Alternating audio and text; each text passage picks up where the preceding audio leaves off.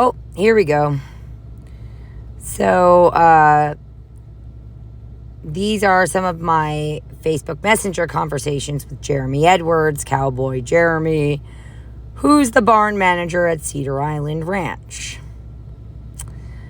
Higher up, so there's just a little bit of conversation before this, which I'm not going to show because it shows contact information for the person that Jeremy Edwards was hooking me up with around the island to get me weed. And I don't want to get that person in trouble if they didn't have anything to do with this. So,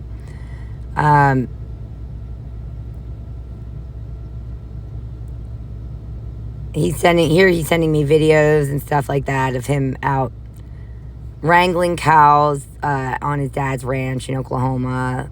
He was there, so you can see he was gone, and I'll show you these videos. I don't think they'll be accessible because he's obviously blocked me from seeing his profile now, so some of these videos that he sent me you can't see anymore, but I had already downloaded them. So I've got them, and I'll show them, I'll post them individually. But you can see here, he sent this one. This will be him riding on a horse, showing us, like, I guess his dad's land. He sent this October 22nd, 2022, 1:57 p.m. just to prove that he was not there in late October. He was not there all of November. He was not there in at least all of December leading up to the day I was fired and had to leave. And I hear tell that he wasn't there. He didn't get there until first week of January. So he was not there managing that barn. It was just myself and Jorge in that barn. And again, I was placed under chain of command.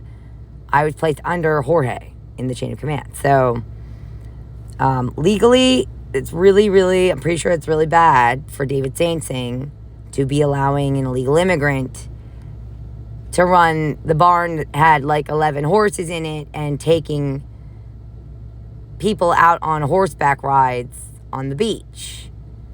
Legally, that's probably no bueno for him if anyone were to get hurt. And again, legally, he had me there so that if anything did go wrong, he could blame me because he couldn't legally admit to having Jorge be in charge of that barn.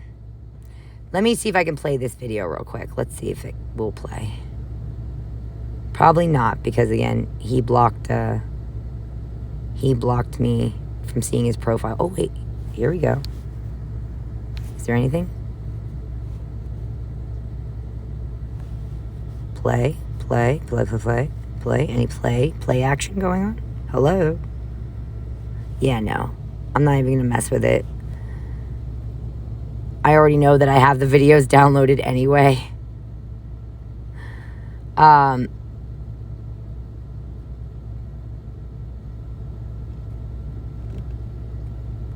So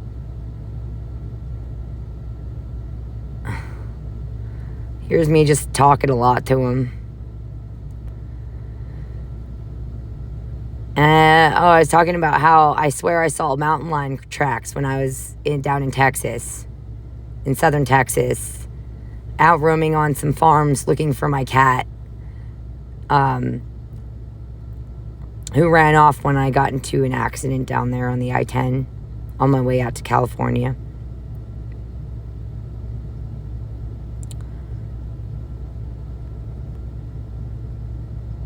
Mountain lion cubs, so cute. Bring me one. Oh, here's another one. Let's see if this one will play. Probably not.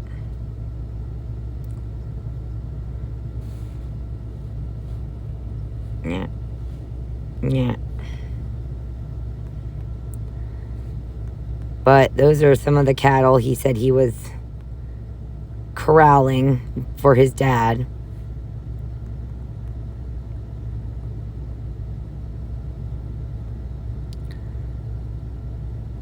his 10-year-old nephew on Lily, and she hasn't been rode in 2 years. Man, what a horse. It says attachment unavailable. So this one I could, it was unavailable. I couldn't get it. So I'm worried about those poison rat pellets that Laura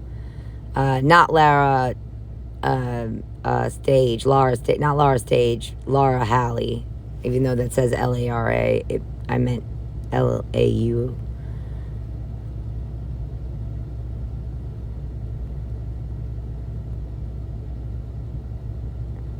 There's something else here I wanted to point out.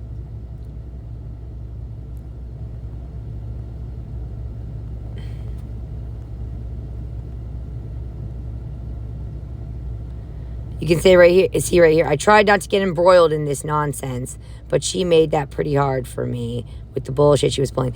I feel like to some degree, they were hoping I was going to be kind of a tiebreaker between these two. I don't know. I mean, again, like, from what I noticed of Laura Halley, she wasn't the best, so I didn't really think she should be working there, but neither do I think that David Sansing should even own that place, and I certainly don't think that Jeremy Edwards should be working there, because I'm pretty ding-dang-dong sure, Jeremy, that you knew the whole time that my position there was meant to be temporary. So you were fucking me over too, just as much as David and Jorge were. I think all three of you knew that my position there was always meant to be temporary. So, by the way, this douche was talking a big game about how he was going to fire Quinn. He didn't care if Quinn's dad was his buddy, if Rennie was his buddy. He was saying it kind of very theatrically, too, right in front of me. I think, he's saying it right before he left. Maybe to give me the false impression that they thought I was doing such a good job that they definitely were going to cement me into the whole work situation there. And that they were even willing to fire an employee they already had and replace them with me or something.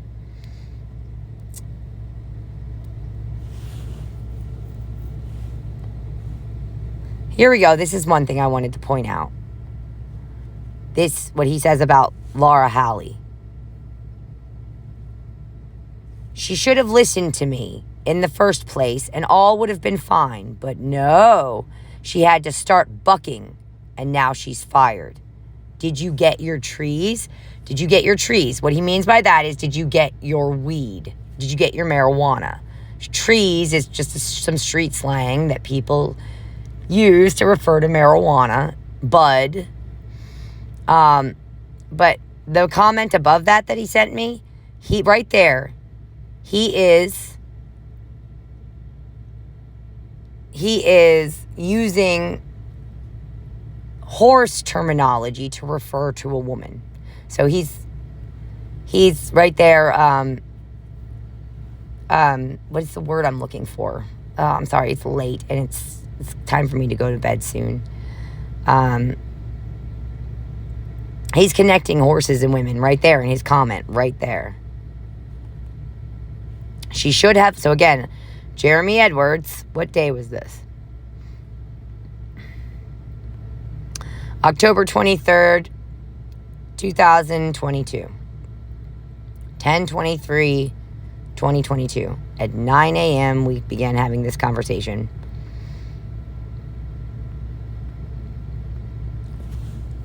Oh, one of these messages I sent to him about here it is. This one right here. After you left, the grubby sea cows, blah, blah, blah. So this is where I was telling him about how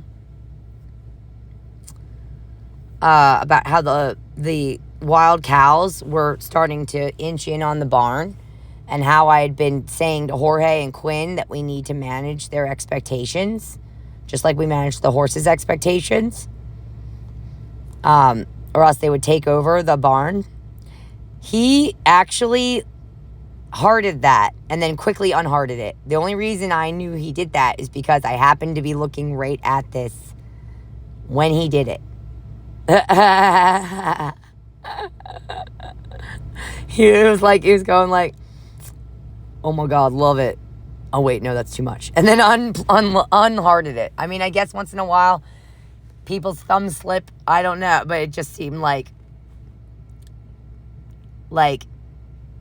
he thought that was a bit too strong, coming on a bit too strong, and so he quickly rethought the heart.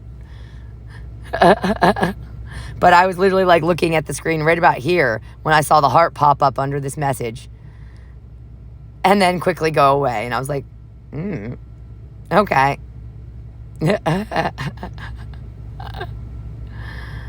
So again, though, I want you to see that he's conflating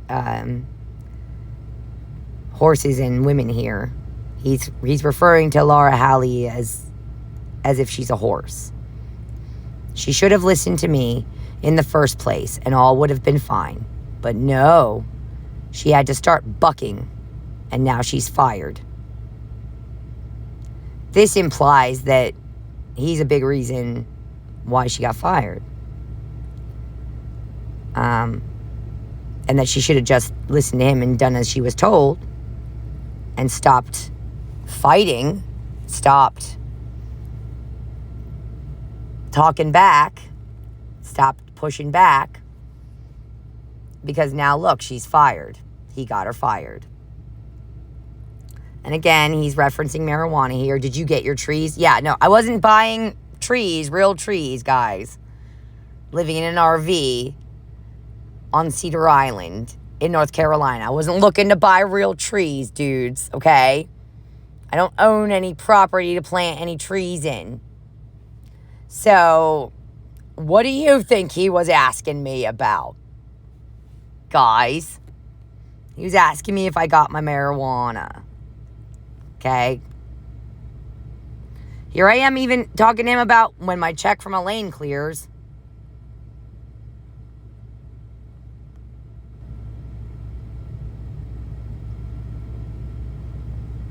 Here I am talking about it with him. I'm talking about getting weed. Like, this whole conversation, a lot of this conversation is talking to him about getting weed. And he's laughing or sending me the laughing smiley face. $50 eighths. What the frick do you guys think that's even about? $50 eighths. Weed is sold in eighths. Eighths, quarters, halves, and ounces. And QPs, quarter pounds. Depends on how heavy you're rolling, you know? I smoke pretty often, so and it tends to be cheaper if you buy in bulk. I do not sell. I don't need the headache of that nonsense, but I will stock up for myself, okay? Like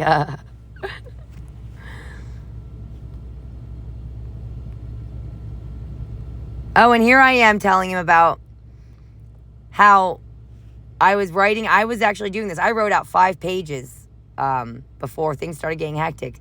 I was writing a proposal for a community garden in the lot, like right next to the post office, which I was told they owned. The owners also owned. And I offered to Mina that I would sit down with her and show her how to write a proper proposal, because she wanted to propose to the owners that she set up her own little shop on the island. And I was like, well, what you need to do is write a proposal. You'd be surprised what you can get accomplished with well-written proposals. Like, I've helped other people win lots of grant money by helping them write proposals. I've been granted lots of things, trips and all kinds of stuff by writing good proposals and such. So I offered that to Mina. She never took advantage of it. I was like, I will absolutely sit down with you and go over how I'm writing out my proposal and give you tips and tricks for writing your proposal. And in this way, you could submit a proposal to the owners and end up actually having your little shop on the island. Like, you got to start somewhere. So, yeah. Oh, here's some pictures I sent to him. This is what I wrote on the whiteboard in the barn office. So Captain Jeremy, Quartermaster was Jorge. Because I said, like, you know, the barn needs to be run kind of like a ship. There needs to be a chain of command. People can't just be running, scrambling around, doing their own thing. It's one of those situations. It's high risk. It can be dangerous. Horses can be dangerous, and it could also be a danger to the horses if you're not organized and following some sort of chain of command. Certain situations, that's called for. You know, we weren't selling kites in a kite shop. So, Captain Jeremy, Quartermaster Jorge, first mate, Kat, myself, second mate, Mina, even though she didn't work in the barn. I was actually hoping she would eventually get to work in the barn because I felt like it needed at least, like, a couple of females who were more attentive to, like, brushing down the horses. Like, more attentive to, like, stuff like, oh, this horse is depressed. That's why she's biting the shit out of her ankle. You know, like, doesn't matter how much you freaking bandage it up with vet wrap, dude. Pretty sure that's not going to freaking fix it.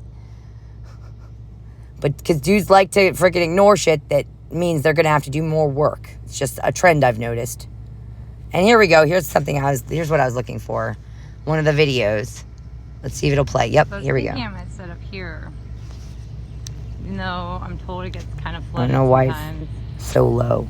Doesn't matter. I wear boots back and forth to the barn anyway. Most of the time. Yeah, I might as well just, you know, I'm going to post the video itself on the YouTube channel, and you guys can see and hear what I'm saying. I'm basically just showing Jeremy that I'd moved to a new lot by the kayak launch. And it seems like they don't put a lot of people here. And talking about how I was going to try, that I was thinking about moving. I hadn't moved over there yet, but I was thinking about moving my rig over to near the kayak launch so that I could I'm gonna see if I can just walk right out to this spot and launch my kayak, because I already had it tied up right there. One of my favorite things ever.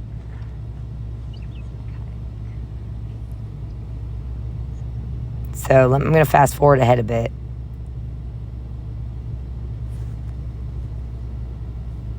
See if it shows Jorge.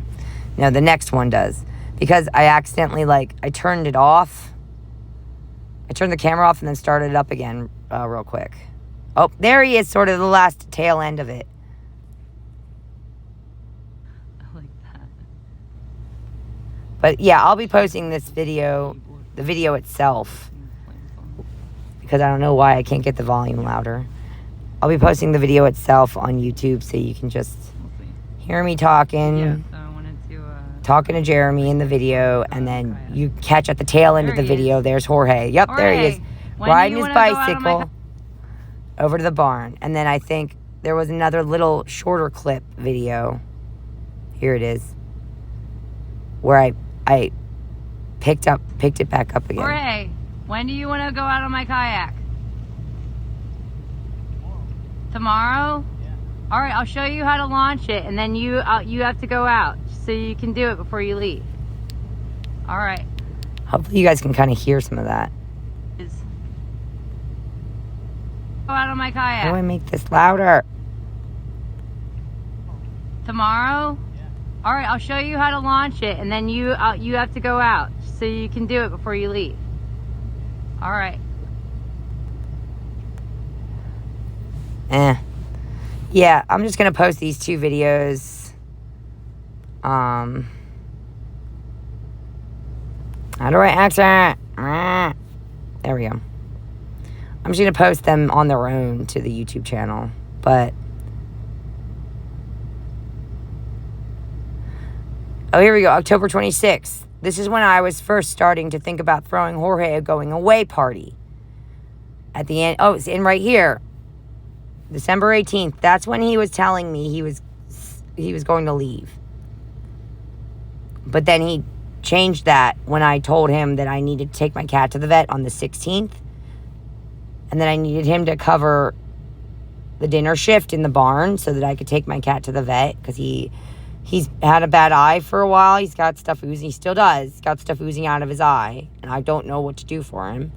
And then I had the money, and I thought I had a stable position, and I thought I would be able to take my cat to the vet. But when I told Jorge that I needed the dinner shift off on the 16th and that I needed him to just cover it, and Quinn, because Quinn would have been home from school by then, he then suddenly changed his tune to, oh yeah, he might actually not be leaving on the 18th. He might actually be leaving on the 16th so that he wouldn't be around to cover the shift, and I was going to have to cancel the vet appointment for my cat, which I did. And thinking like, well, I guess I'll figure it out later. I'll figure out a way to maybe I could set it for like a Monday and go in the middle of the day while the horses are out running around, or I don't know. And maybe Quinn could keep an eye on them, or maybe I can at least put it up. I figured it's just going to be like another week or two before Jeremy got back. And I was hoping that like it would be all right at least until then. And then as soon as Jeremy got back, at the very least, as soon as Jeremy got back, I should have been able to take my cat to the vet. But no, really, I should have been able to keep that appointment because Jorge stayed until the 18th, as he was originally supposed to stay until, he never left on the 16th like he said he was going to. So he stayed till the 18th. He was perfectly capable of covering that dinner shift in the barn. And I canceled that vet appointment for no good reason, and my cat is still sick. And now I have no way of getting him help because I have no money. Thanks a lot, Jorge, you piece of shit. That's sarcasm, by the way, in case that doesn't translate.